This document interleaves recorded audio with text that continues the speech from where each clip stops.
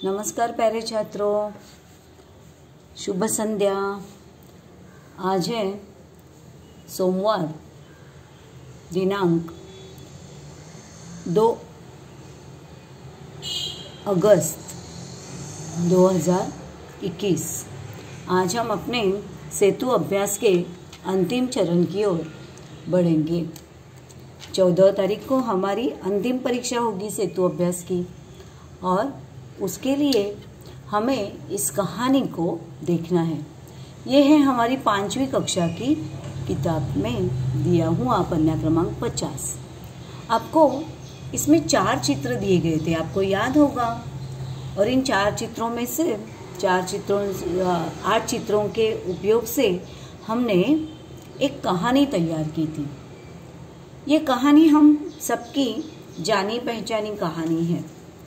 यह कहानी है हमारे 32वें दिन की कहानी, और इसमें ये चित्र दिए गए हैं और चित्र के नीचे कुछ वाक्य भी दिए गए हैं, जैसे कि आसमान में उड़ते ढेर सारे कबूतर और नीचे खड़ा बहेलिया। बहेलिया मतलब जो जाल फहराकर चिड़ियों को या पंछियों को पकड़ता है, वो उसे हम कहते हैं बहेलिया। तो आसमान में उड़ते ढेर सारे कबूतरों को नीचे खड़े बहेलिये ने देख लिया।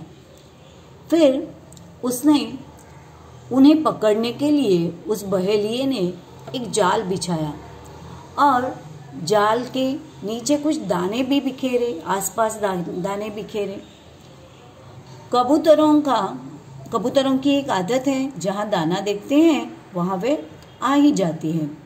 तो कबूतरों ने दानों को देखकर उन्हें चुगने के लिए कबूतर सारे वहां आए, और कुछ देर बाद जितने सारे दाने थे अनाज के, वो खाकर तो खत्म हो गए। अब कबूतर जब उड़ने की कोशिश करने लगे तो उन्हें पता चला कि हम सब एक जाल में फंस चुके हैं। अब जाल से निकलना मुमकिन ही नहीं। तभी एक बुजुर्ग कबूतर था उनमें, और बुजुर्ग कबूतर ने बाकी सभी कबूतरों को, बुजुर्ग मतलब जो उम्र से बड़ा होता है उसे बुजुर्ग कहते हैं, बड़ा बुजुर्ग ऐसे कहते हैं। तो वह जो बुजुर्ग कबूतर था, उन्होंने बाकी कबूतरों को समझाया कि आप कोई भी डरना नहीं, संकट आता है तो डरना नहीं चाहिए कभी भी। हम सब इतने सारे कबूतर एक साथ हैं, हम एक कर सकते हैं। एक मार्ग है इसमें से निकलने का, और वो ये है कि हम सब एक साथ इस जाल समेत उड़ते हैं। एक साथ अगर जाल को लेकर उड़ेंगे तो हम उड़ सकेंगे। तो कबूतरों का जाल समेत उड़ना। अब ये कहानी नहीं है, ये जो है वो मुद्दे हैं। हमें इन मुद्दों को लेकर हमारी कहानी बनानी है। अब देखिए यहाँ पर क्रिया जो है वो कैसे दी है। चुगना, बिखेरना, चुगना, फंसना, समझाना, उड़ना और उतरना। ऐसे कभी कहानी नहीं बनती। ये मुद्दे हैं, इसलिए यहाँ पर क्रियाएं ऐसी हैं। हमें इन क्रियाओं को भूतकाल में परिवर्तित करना है और कहानी भूतकाल में लिखनी है। तो कबूतर सारे जाल समेत उड़ना नहीं, सारे कबूतर जाल समेत उड़ गए, और उन्हें उस बहेलिये ने देखा कि अरे सारे के सारे कबूतर जाल समेत उड़ गए। तो ये देखकर बहेलिया एकदम हक्का बक्का सा रह गया, और वह कुछ दूर तक उन पंछियों के उस जाल के पीछे दौड़ता रहा। लेकिन कब तक दौड़ता, फिर थक कर बैठ गया। दूर पहाड़ों की खाई में कबूतरों का जाल समेत उतरना। दूर पहाड़ों की खाई में कबूतर अपने उस जाल समेत उतर गए, और फिर कबूतरों का मुक्त होकर उड़ना।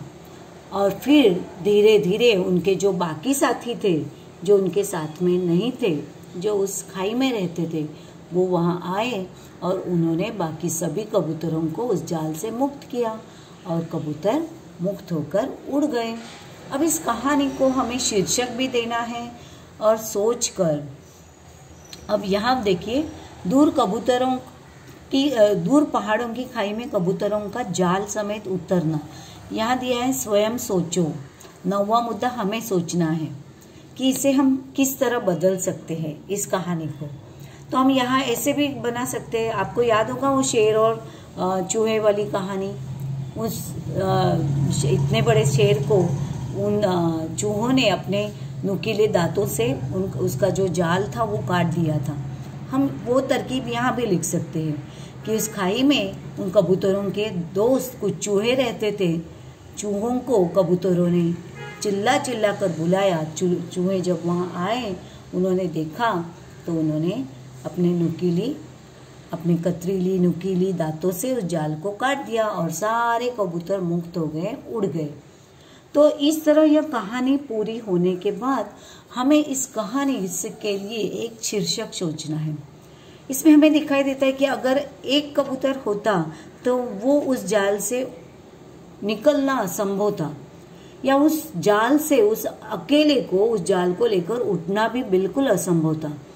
तो वो सारे कबूतर एकजुट हुए और एकजुट होने के बाद उन्होंने अपने एकता का बल दिखाया, एकता की शक्ति दिखाई। इसलिए हमें इस कहानी का नाम, शीर्षक जो है, शीर्षक मतलब नाम, वो इसमें से हम दे सकते हैं। जैसे कि एकता में एकता का बल, एकता की शक्ति, इस तरह हम इसका नाम दे सकते हैं, शीर्षक दे सकते हैं। अंत में हमें इस कहानी हमें कहानी से क्या सीख मिली वो हमें लिखनी है। जैसे कि हमें हमेशा कोई भी कार्य मिलकर करना चाहिए। अब कहानी को फिर एक बार देखते हैं। एक दिन आकाश में ढेर सारे कबूतर उड़ रहे थे। हमें कहानी को भूतकाल में परिवर्तित करना है, हर क्रिया को। नीचे एक बहेलिया खड़ा उन्हें देख रहा था।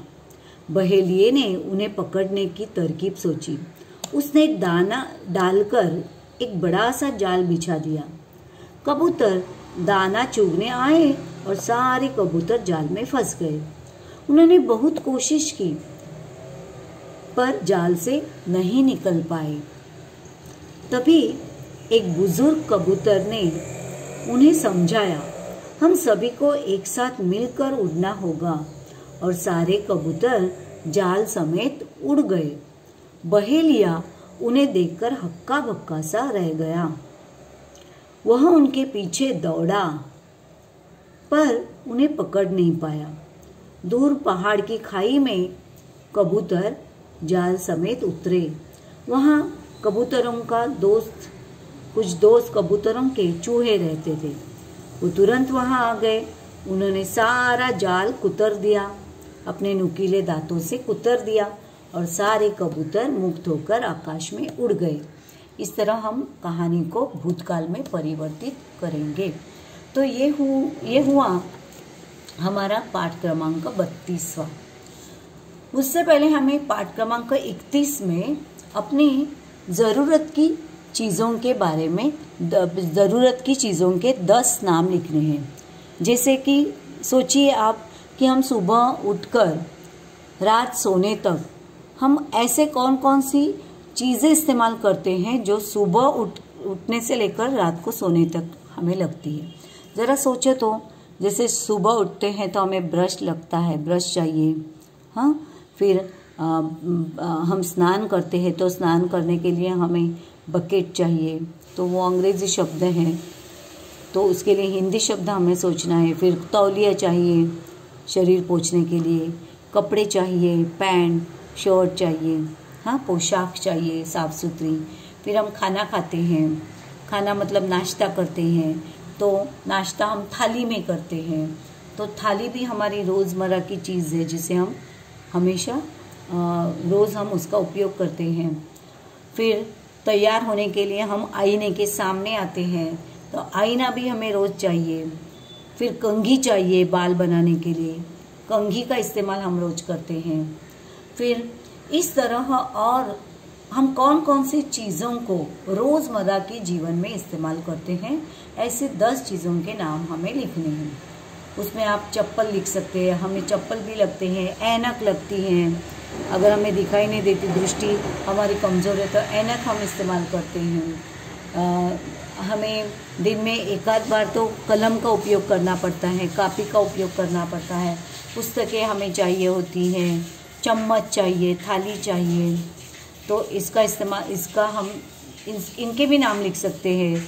सब्जियां लिख सकते हैं, सब्जियां हमें चाहिए, दाल, चावल, चपाती, रोटी वो चाहिए। तो इतनी सारी चीज़ें हमें रोज़मर्रा के जीवन में लगती हैं। उनमें से 10 चीज़ों के नाम आपको 31वें दिन में लिखने हैं। वो आपके 31वें दिन का अभ्यास होगा। फिर 33वां जो पार्ट है उसमें हमें किसी एक पालतू जानवर के बारे में लिखना है। पालतू जानवर में आप गाय, बैल या बिल्ली या कुत्ता, किसी भी एक प्राणी के बारे में, जानवर के बारे में, या फिर तोता, पंछी है लेकिन है तो एक प्राणी जाति का ही, किसी एक के बारे में आपको 10 वाक्य लिखने हैं। आपके गांव में गायें होती हैं, भैंसें होती हैं, तो उनके नाम, उनका उपयोग, वो क्या आपके लिए, कैसे आपके लिए वो ज़रूरतमंद है, मतलब आपके लिए वो कैसे ज़रूरी है, उनका उपयोग क्या होता है, इस सब के बारे में आपको लिखना है 10 वाक्यों में। आज हम 34वें दिन के बारे में भी देखेंगे। तो 34वें दिन में हमें मेले का वर्णन लिखना है, लेकिन इस मेले का वर्णन हमने इससे पहले लिखा है, इसलिए हम वो पढ़ेंगे, वो लिखना नहीं है, लेकिन पढ़ना ज़रूर है। तो इस तरह आज हम अपने दिन 31, दिन 32, दिन 33 और दिन 34वें की जानकारी हमने ली। आशा है कि आप सब उसका अभ्यास पूर्ण करके उसके छायाचित्र मुझे ज़रूर भेजेंगे। जो कुछ लिखान आप करेंगे उसकी लिखावट सुंदर, साफ सुथरी, सुवाच्य होनी चाहिए। ध्यान रहे। तो घर पर रहिए, सुरक्षित रहिए।